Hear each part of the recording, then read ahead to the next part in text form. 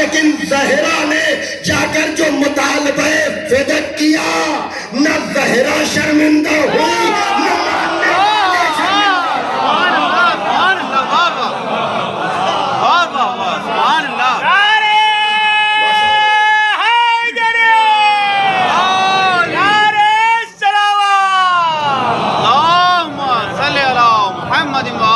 بھائی میں زہرا شرمندہ ہوئی کیوں؟ میں فاطمہ ہوں، اس لیے کہ شرمندہ وہ ہو جہاں امکان خطا ہو، جہاں غلطی کا امکان ہو۔ ارے وہ شرمندہ جو ہوگا جس کے کردار کے لیے آیا تکبیر بھی ہو، آیا مباہلہ بھی ہو، جس کی صداقت کا اعلان مباہلے میں ہو چکا ہو، اسے دعوے کے بعد شرمندہ ہونے کی ضرورت نہیں ہے۔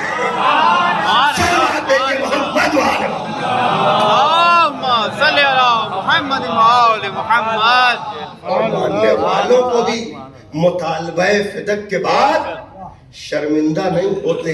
یہ شعر پہلے بھی میں نے پڑھا ہے اور اس وقت بھی پڑھا تھا 2011 میں جب آیا تھا۔ بس یہ شعر پڑھ کر کے میں ربط مصائب دے دوں گا، اور وہ یہ کہ نہ زہرا شرمندہ ہوئی، الٹا دل میں کیا تھا اس کی بات نہیں، کیسے کہوں میں، علی کے مقابلے پر آنے والے خطا اجتہادی کے مجرم قرار دیے گئے، لیکن زہرا جس حکومت کے مقابلے پر گئیں، زہرا شرمندہ نہیں ہوئی، وہ دوڑ دوڑ کے آتے رہے کہ زہرا راضی ہو جائیں۔ بہت آہستہ سے باتیں کر رہا ہوں، زور خطابت نہیں دکھا رہا ہوں، کیوں؟ اس لیے کہ جان لو کہ میں فاطمہ ہوں۔ اس کا اثر یہ ہے کہ زہرا نے جا کر بتایا کہ میں آیے تطہیر و آیے مباہلہ کی مصداق ہوں، ہمیں جھٹلانے والا نہیں ہے، وہ اصل میں قرآن اور خدا کو جھٹلانے والا ہے۔ حجت ہم نے تمام کر دی، اب کلمہ پڑھنے والے کو اختیار ہے کہ قرآن کے ساتھ جائے یا زہرا کے انکار کرنے والے کے ساتھ جائے۔ ہاں، اور پھر اعلموا انی فاطمہ کا اثر کہاں تک ہے، اگر اس کو سمجھنا ہے تو یہ شعر کہ دلیل بیعت فاسق روا رکھی گئی تھی، دلیل بیعت فاسق روا رکھی گئی تھی، مدینے میں بنائے کربلا رکھی گئی تھی۔ ہاں یقیناً مدینے میں ہونے والے مظالم تو آپ تک پہنچتے رہتے ہیں۔ نہیں پڑھا میں نے میر تقی میر کا شعر، مجلس 2011 کی ہے، اس میں سن لیجئے گا، وقت نہیں بچا، مصائب میں کمی نہ ہو اس لیے میں نے چاہنے کے باوجود ان اشعار کو ترک کر دیا، لیکن یہ شعر خمار کا ضرور پڑھوں گا، اور وہ یہ کہ غربت زینب بعد حسین، غربت زینب، دیکھیے تڑپ جائیں گے آپ، عزائے فاطمی کا انعقاد کرنے والے، اس میں شریک ہونے والے، خداوند عالم آپ کے جذبوں کو سلامت رکھے۔ آپ نے واقعاً ایسا اہتمام کیا کہ بستی میں آنے والوں کو محرم یاد آتا ہے۔ دیکھیے ہم ہر چیز کربلا سے سمجھاتے ہیں، اور مصائب جب بھی پڑھے جاتے ہیں اختتام امام حسین پر ہوتا ہے، لیکن ہم نے ایران میں روضہ خانوں کو دیکھا ہے، مجلس پڑھنے والوں کو دیکھا ہے کہ مصائب کسی کے بھی پڑھیں، مصائب کا اختتام جناب زہرا کی مصیبت پر ہے، زہرا کی شکستہ پسلیوں کا ذکر ہوتا ہے۔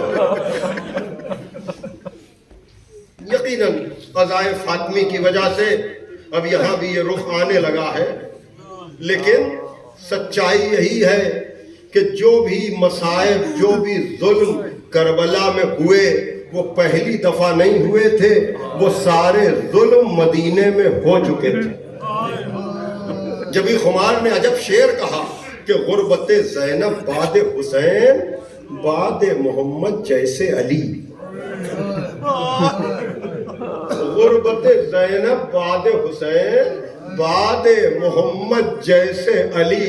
عزادارو جناب زینب کی مسافرت اور غربت کا تو ذکر ہوتا ہے نا کہ کشاں کشاں پھرایا گیا, لیکن علی کی تنہائی کو کہاں بیان کیا جاتا ہے. لیکن اگر آپ علی کی تنہائی اور غربت کا اندازہ لگانا چاہتے ہیں تو صدیقہ طاہرہ کی زبان سے یوں لگائیے کہ جب آپ نے کہا یا علی ہم نے سنا ہے کہ لوگ آپ کو سلام نہیں کرتے. ارے یہ جملہ نہیں ہے, یہ مصائب کا وہ سمندر ہے کہ جب بھی یاد کیجئے گا آپ روئیے گا. اے عزت دارو مجھے بتاؤ, بزرگوں خاص کر آپ سے میں پوچھتا ہوں, اگر آپ اپنی اس بستی میں گزرے اور مجمع اپنوں کا ہو اور کوئی آپ کو سلام نہ کرے تو آپ کے دل پہ کیا گزرے گی؟ ہاں عزادارو, تو اگر آپ کی بستی میں کوئی سلام نہ کرے, جاننے والا کوئی بزرگ گزرے اور کوئی اس کی طرف متوجہ نہ ہو تو اس کے دل پہ کیا گزرے گی؟ مدینے جیسی جگہ پر علی جیسے شریف تھے, زہرا جیسی نبی کی بیٹی سوال کر رہی ہے یا علی ہم نے سنا ہے لوگ آپ کو سلام نہیں کرتے.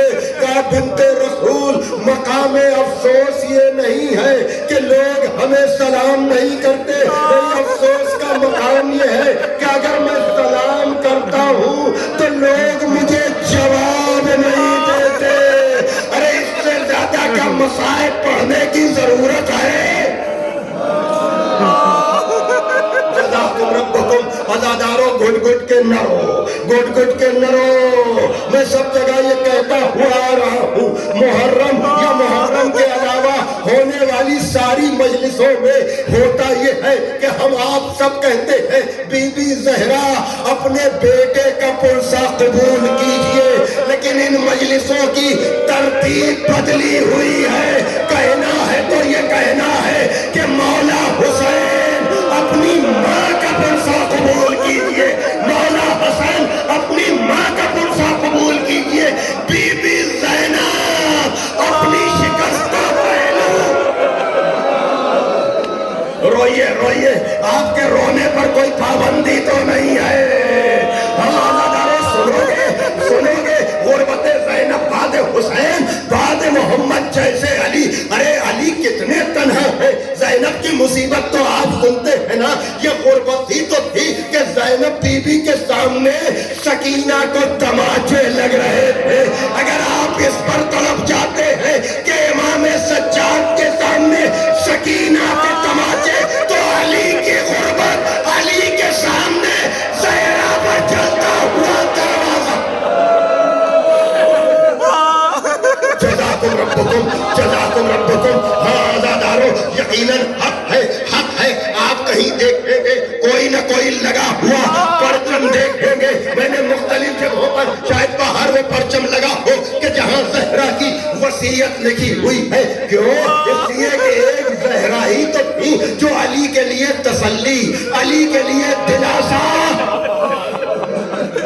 اس سال میں لکھنؤ میں مولانا عباس شاہ صاحب کے ہاں مجلس ہو رہی تھی عزائے فاطمی کی. میں گیا, اس کے بعد مجھے فوراً لکھنؤ میں مجلس پڑھنا تھی. میں نے یہ وصیت کے جملے سنے تو مجھے عجب سی کیفیت طاری ہو گئی اور مجھے پورا وہ منظر ذہن میں آ گیا کہ وہ زہرا جو علی جیسے کو تسلی, کون علی جس کے سلام کا جواب تک دینے والا مدینے میں کوئی نہ تھا سوائے زہرا کے. تسلی کون دے؟ یہی وجہ ہے 75 یا 90 دن کے اندر جانے والی نبی کی بیٹی جاتے جاتے کہتی ہے یا علی میں نے تمہیں خدا کو سونپا.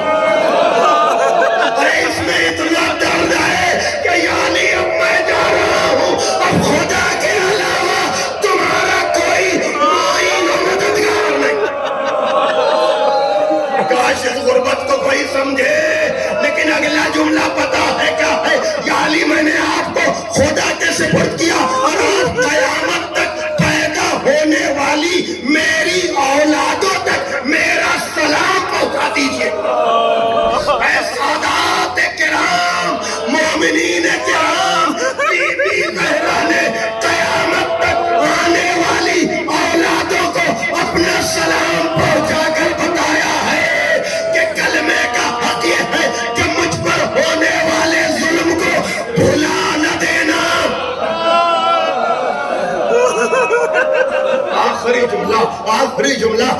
ڈاکٹر کلب صادق صاحب مرحوم عجب جملہ کہا کرتے تھے. انہوں نے لکھنؤ میں یہ جملہ کہا تھا کہ آپ یہ سمجھتے ہیں کہ سب سے کم سن شہید علی اصغر ہے. اللہ اکبر, عجب جملہ کہا سب سے کم سن شہید علی اصغر نہیں ہے بلکہ سب سے کم سن شہید زہر